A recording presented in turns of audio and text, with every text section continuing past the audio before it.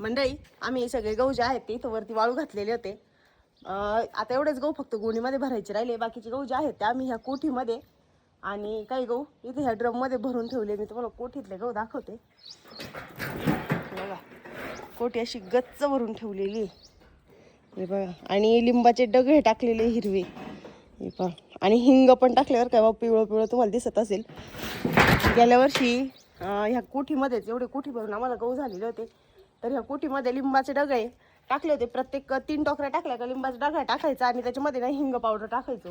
हे पण हिंगाची डब्बी टाकली. तर 2 हिंगाचे डब्बे वापरले. ही राहिली आता ही एवढ्याला टाकणार आहे आम्ही. त्याच्यामुळे ना एक सुद्धा सोंडा लागला नाही बरं का. म्हणजे शेवटचं दळण मी केलं ना तर एक पण सुद्धा सोंडा राहिला नव्हता. ओ तुम्ही ते कशाला मोकळं करू राहिले पानं? अरे हा हे गोण्यांमध्ये भरायचे नाही का. हे पा इथं चालू याची तयारी. हे गहू भरून ठेवायचे. आता एवढे गहू भरायचे राहिले होते. थोडंसं काम पण होतं. आभाळाचं वातावरण पण होतं.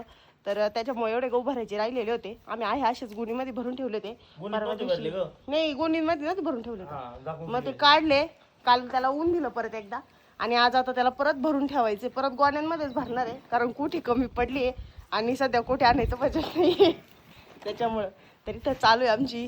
कडुलिंब वगैरे आणले. तर तुम्हाला असा अनुभव आहे का सोंडे लागू नये म्हणून काय करायचं तर मला कमेंट करून नक्की सांगा. आम्ही इथं कडुलिंबाचे पानं जे आहे त्याचे कोठ्यांमध्ये डायरेक्ट डगळे टाकले. आणि इथं आता तृप्ती पप्पा हे सगळं मोकळं करून राहिले याचे. हे पहा असं तिरम्या राहिले. एक टोका टाकली गोणीमध्ये 2-4 तिरम्या टाकायच्या. एक टोका आणि हिंगाची चिमूट टाकायची. हिंगाची चिमूट टाकायची.